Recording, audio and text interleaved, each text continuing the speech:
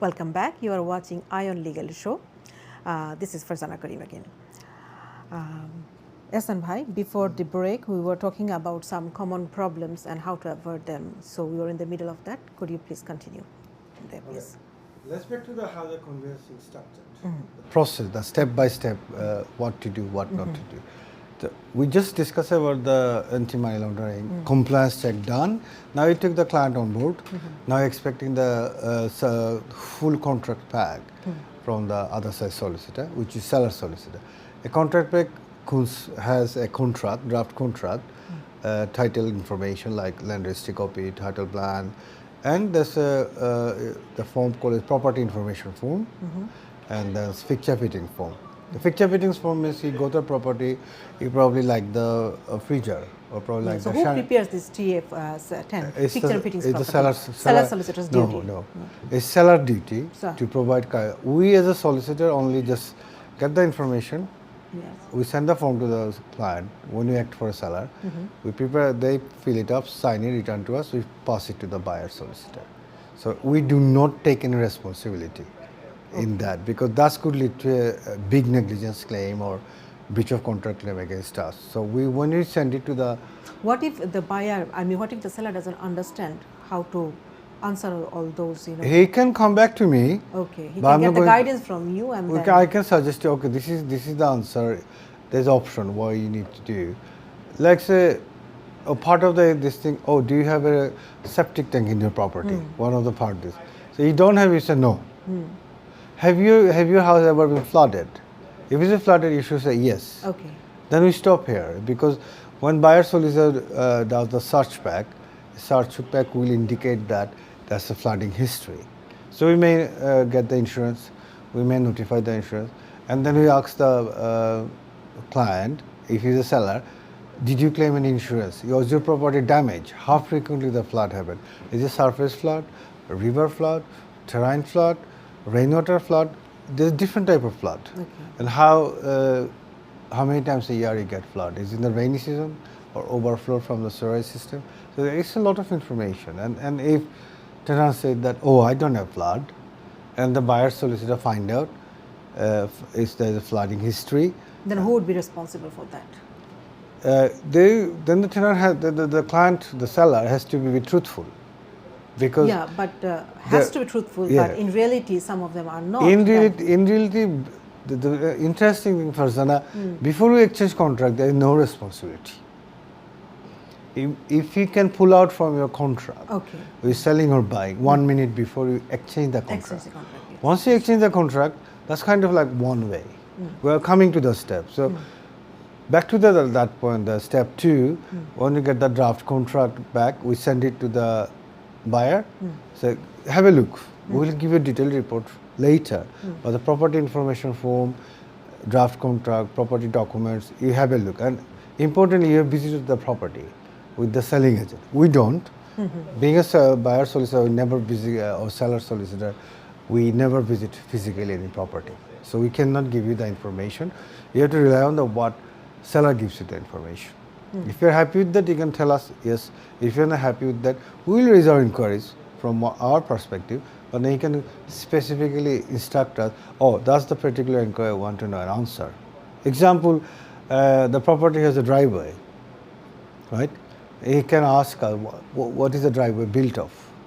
Or the property has like electricity, the seller takes only electricity. So you have to ask that it doesn't have central heating, or it's all electric. Is there any standard form for inquiries, or just, it depends on the seller solicitor? No, there's a big form. Big form is called TS6. Property information. That's about 32 pages. They have changed law society in April. It's a massive.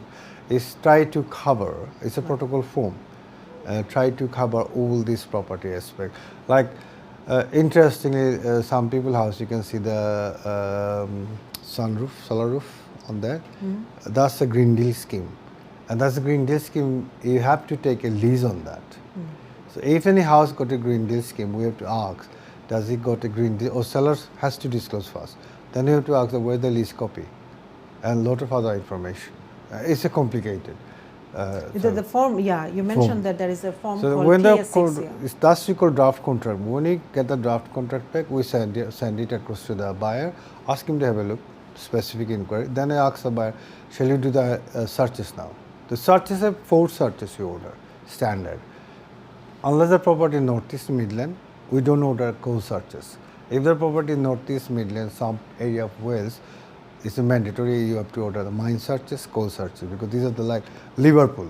If you buy a property in Liverpool, you have to mandatory order coal mine searches, because you don't know. It could be pitfall, it could be a sinkhole. You built a house, you solicitor, you've been negligent, your client house gone to the hole, you get sued. It's guaranteed for that. But in the southeast and Midland, part of Midland, we don't do like coal searches because that's no known history for coal search. Search come local result, local searches, which gives you the entire history, the road works, the green deal scheme, where this is a conservative area, where this is any CIL levy, like brand new house council have to charge you the community infrastructure levy. That's what we call CIL. Okay. So this is very important to know. So what's the local authority search reveal actually? The Local search, that's all the planning entries, okay.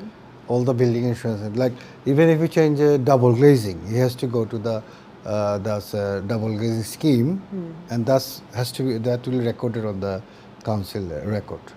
So planning has to reveal those histories, such as local search, smoke control order, or the this property is council for the active order, which means property in the housing in multiple occupation. You have to get a license, or and any roadworks, proposed roadworks, any power station, turbine next to this. There is a lot of searches involved, and then do the drainage searches, which involves is that whether the drain goes where, whether drain outside, is it connect to the main sewage, connect to this. This is a lot of information. Sometimes like 2 neighboring property sharing 1 drain, and there's it's called binding up agreement. So we need to search whether there's a binding up agreement between these 2 neighbors. So that's very important. You don't What is know. the consequence of having a joint drainage? Like binding up agreement is a kind of party-wall agreement, right? Say you're using your drainage by going out bust a neighboring property. The neighbor can sue you for damage. So there is a binding up agreement because a pipe goes jointly owned by both property. So binding agreement tells whose responsibility what. So you're not going to responsible by your own. So another contract. That's another. It's a lot of it's everything contract, and then we do the environmental searches, which is a property in the most contaminated land. It's a radon affected area. It's the Japanese notary, which you don't know, very gray area. For leasehold property, we order for the if the building is, because building act 2022 passed in 2-3 years back after the Glenfall. So you have to find out is the building is cladding there, or is the building is more than 11 meter high. If this is 11 meter high, the landlord has to, the seller has to declare us that he is a qualified tenant, which means any major works going immediately after you purchase, you will not be responsible because you are a qualified tenant. The freeholder has to do it. It's a lot of leasehold property is a lot of complicated transaction and complicated what do you call that information need to gather, which you can discuss later or some other day. Yeah, let's focus on just. Then when you do the searches come back, we report a lengthy report, very detailed report searches back to the client. They have to approve it, read it. If they have a specific question, they can ask you. You can respond, or you can take over to the seller solicitor. Can you answer to all that? Once the search done, hopefully your mortgage offer came back. You go through all the mortgage terms and conditions. Again, prepare a mortgage report with all the terms and everything. You report, you pass it to your client. They have to approve it. So search is done, contract now approved. Title check done. Title check done, contract approved. You have reported to your client on searches, mortgage. Then you come to the big report we prepare. It's called title report. The title report includes everything. What is the freehold, right of access, is there a flying freehold, and basically to let the client know that what is the status of the property. a clear picture of the property, because you are going to buy this property maybe for a lifelong. Yes. and you are going to invest a lot, you are putting about 25%, 20% your deposit of your probably is a lifetime saving. Yes. And you trust me as a solicitor. That's my duty. I'm duty bound to report to you. Yes, and you're what- completely relying on relying on it, because when you buy a property, you don't know anything about it, so you rely on your solicitor on his searches, what he doing, what he advising you, and are you happy to listen to the advice. So when you give all the report to client, if they're happy to see, then we are going ready to exchange, and then we ask the client, give us 10% deposit of the purchase price. So, but deposit has to be clear fund.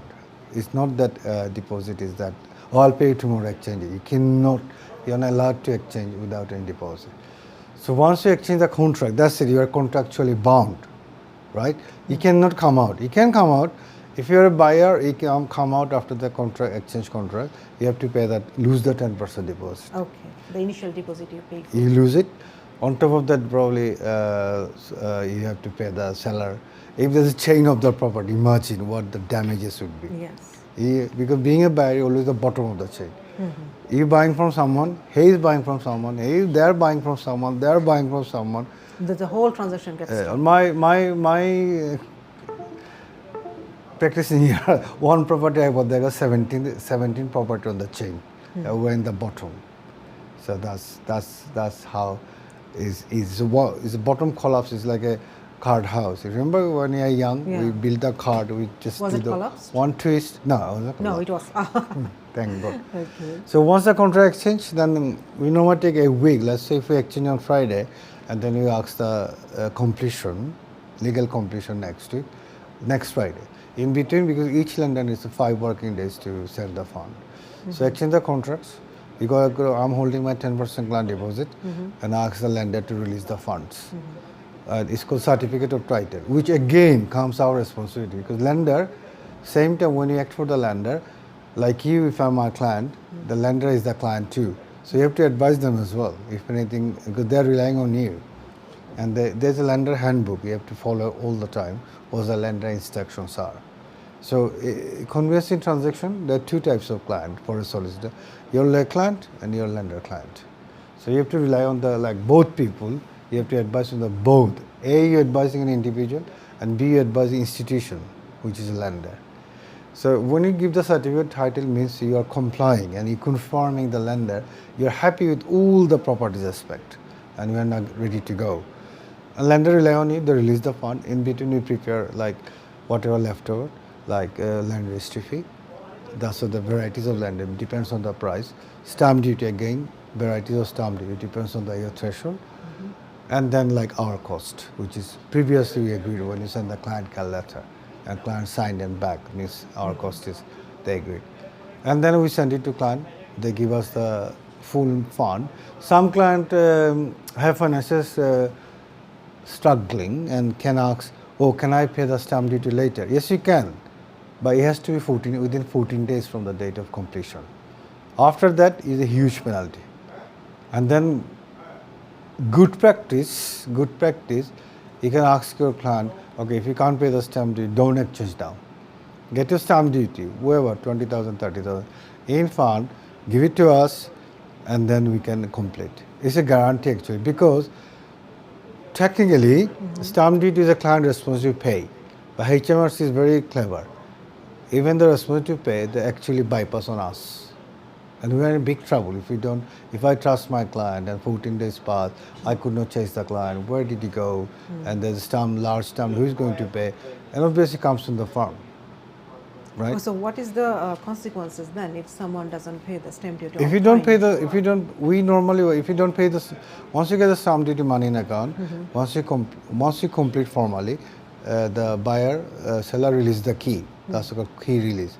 Buyer get the key, and then same day we lodge, we go to the HMRC portal, we lodge everything, and the HMRC issues certificate.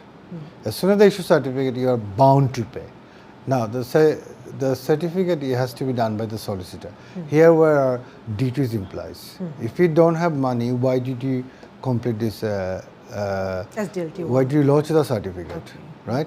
And without this it's called SDLT certificate, stamp duty land tax 5 certificate. Without this, the land registry will not register the property. Means if you don't give the land registry this certificate, land registry will think that you have not paid the stamp duty, which is mandatory.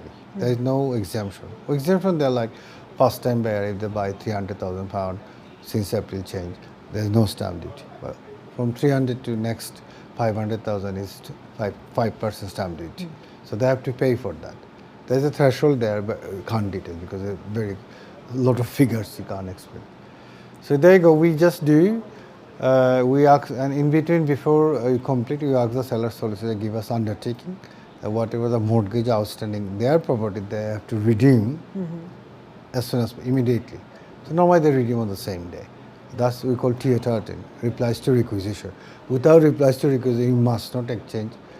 Some solicitors are willing to. So what if the redemption fund is not there, but they are giving the undertaking? Then the solicitor has to take the responsibility. The clever thing you must identify, Farzana, and being a solicitor point of view is to be clear.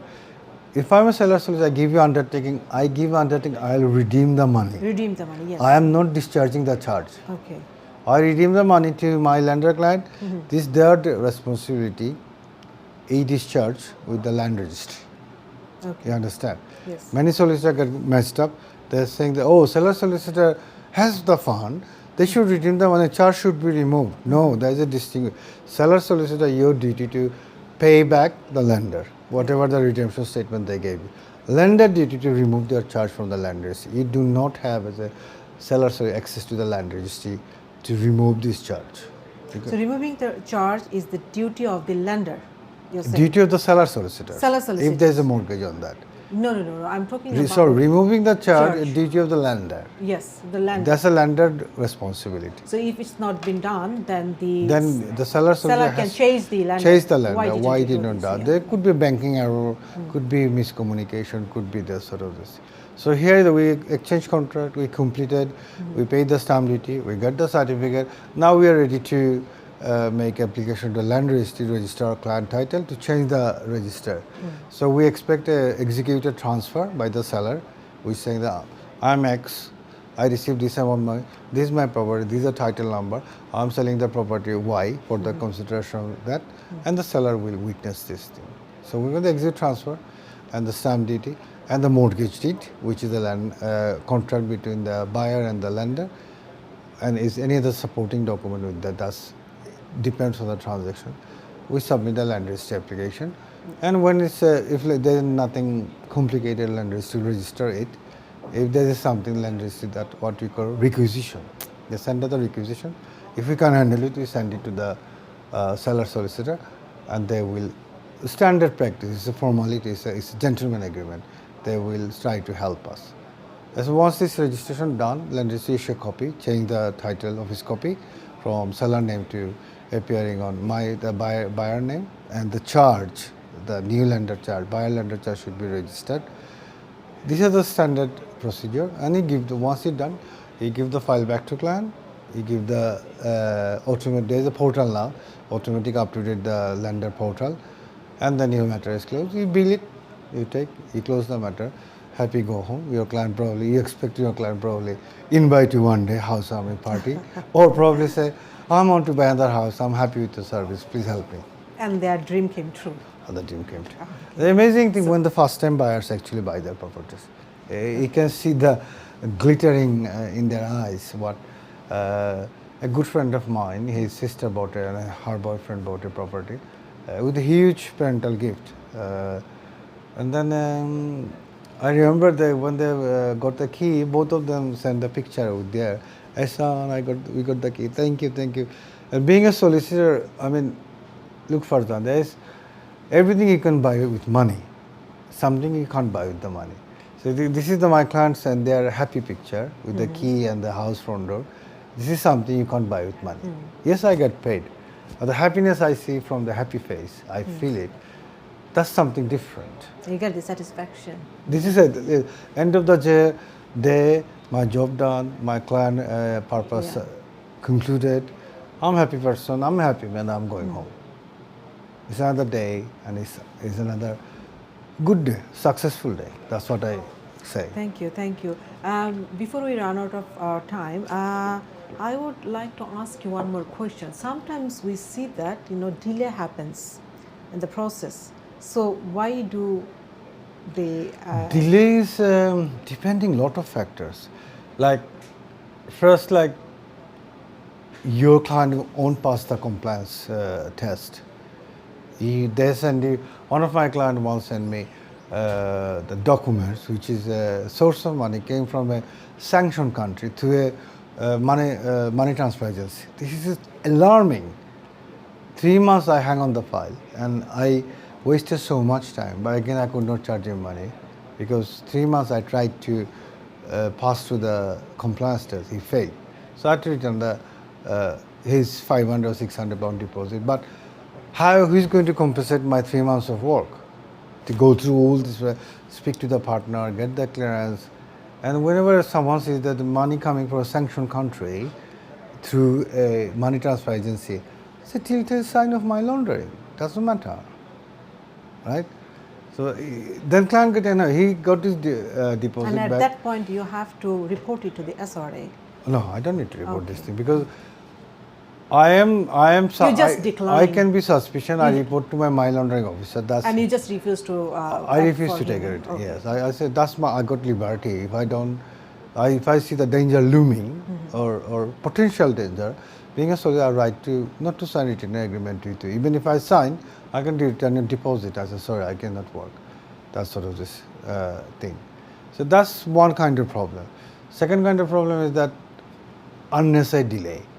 Seller solicitor not sending the. Because sometimes managing agent and freeholders are involved.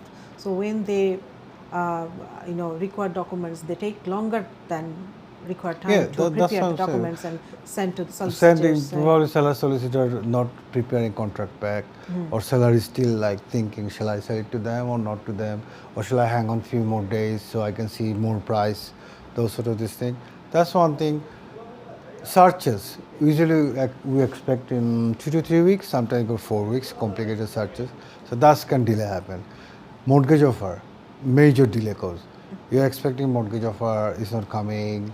Client chasing the financial advisor, seller solicitor chasing you. Where is your client mortgage offer? When you complete? So that can delay. Normally, or another delay can be, or is again quite common. Lot of inquiry we raise, pre-contract inquiries. Unless we satisfied, client satisfied, we not move to the next stage.